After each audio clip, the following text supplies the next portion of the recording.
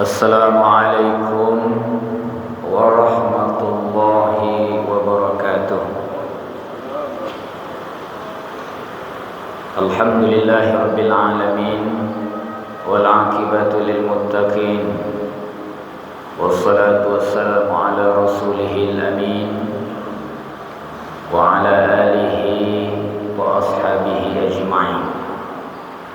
Asyhadu an la ilaha illallah wa asyhadu anna Muhammadar Rasulullah la nabiyya ba'da, amma ba'da. Faqala Allah Ta'ala fil Qur'anil Karim, a'udzu billahi minasy syaithanir rajim. Bismillahirrahmanirrahim. واتقوا يوما لا تجزي نفس عن نفس شيئا ولا يقبل منها شفاعة ولا يؤخذ منها عدل ولا هم ينصرون. صدق الله العظيم. Al-Quran surat Al-Baqarah ayat yang ke-48. Bapak-bapak, ibu-ibu, kaum muslimin dan kaum muslimat, jemaah salat zuhur yang dimuliakan oleh Allah Subhanahu wa taala. Sesuatu hal yang paling kita takuti adalah ketika seseorang mempertanggungjawabkan seluruh amal perbuatan yang dilakukannya di dunia ini di hadapan Allah Subhanahu wa taala, di hadapan Qadhi Rabbul Jalil. Kalau seandainya sekarang kita terkait dengan suatu hukum, kemudian kita akan disidang seminggu lagi, maka perasaan jiwa kita adalah rasa takut, rasa cemas ketika disidang di pengadilan itu. Apalagi disidang di pengadilan Allah Subhanahu wa taala. Karena di sana nanti Bapak Ibu akan diperlihatkan seluruh amal yang kita lakukan, kebaikan dan keburukan. فَمَنْ يَعْمَلْ مِثْقَالَ ذَرَّةٍ خَيْرًا يَرَهُ وَمَنْ يَعْمَلْ مِثْقَالَ ذَرَّةٍ شَرًّا يَرَهُ. Kebaikan dan keburukan sebesar biji zarah akan ditampakkan di pengadilan Allah kelak. Terkait dengan ini,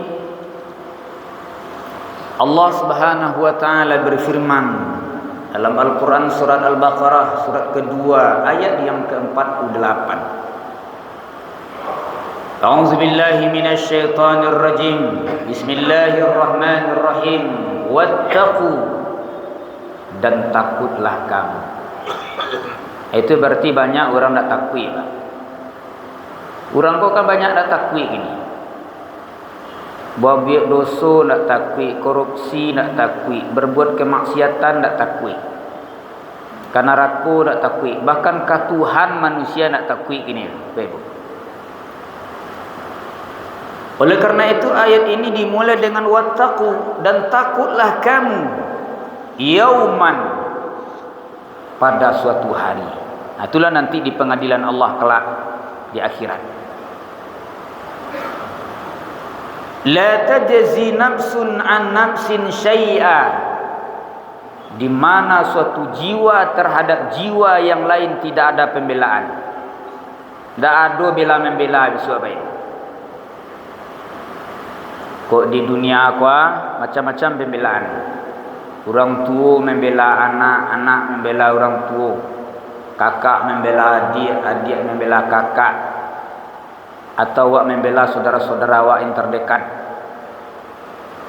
Itu di dunia ada pembelaan. Di akhirat kata Allah, la tajzi nafsun an nafsin syai'a, sedikit pun tak ada pembelaan. Jadi awak datang pada hari kiamat ini Bapak Ibu, di hadapan Allah nanti seorang diri, Tak ada bela-membela surah Pak. Siapa membela awak? Siapa mampu membela orang lain, dirinya saja tidak terbela olehnya. Mana mungkin orang lain bisa dibelanya? Ya kan? Awak kalau membela orang lain, atau bela diri awak dulu. Awak membela diri awak, saya tidak bisa, apalagi orang membela. Itu kata Allah, takutlah di hari itu kemudian. Wala yuqbalu minha syafa'ah, tidak diterima pada hari itu syafaat. Tidak ada syafaat do Pak. Itu sebabnya kaum Mu'tazilah itu menafikan ada syafaat di akhirat dengan ayat ini. Mu'tazilah Pak. Tetapi Ahlussunnah wal Jamaah berpendapat bahwa syafaat di akhirat itu ada. Itu beberapa hadis dapat kita ketemui. Tetapi syafaat itu memang atas izinnya Allah. Syafaat hanya berlaku untuk orang-orang beriman, tidak ada untuk orang kafir. Itu kalau Allah mengizinkan. Pada dasarnya ayat ini kan ayat yang bicara tentang konteks Bani Israel, di mana Bani Israel itu membanggakan garis keturunan nasab mereka. Orang kini kan membangga-banggakan nasab Pak. Wa nasab wa mulia, wa nasab wa terhormat. Dalam Islam tidak ada istilah tak itu. Kalau tidak beriman awak, tidak berpengaruh nasab itu kepada orang lain. Inna akramakum indallahi atqakum. Di sisi Allah yang paling mulia bertakwa. Nabi SAW tidak bisa menyelamatkan pamannya Abu Talib. Kalau kita bicara nasab, apa? Mengapa Rasulullah tidak bisa menyelamatkan Abu Talib mati dalam keadaan kafir? Anak Nabi Nuh Kan'an mati dalam keadaan kafir. Mengapa tidak bisa diselamatkan kalau kita bicara nasab? Bani Israel membanggakan garis keturunan yang terhormat. Ya Bani Israel, azkuru ni'mati allati an'amtu alaikum wa anni faddaltukum 'alal 'alamin. Jadi merasa bangganya Bapak Ibu keturunan itu. Allah bantah dengan ayat ini.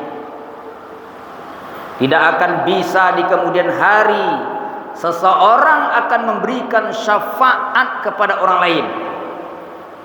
Tidak ada syafaat Bapak. Kalau konteks ayat kuah, ya kan?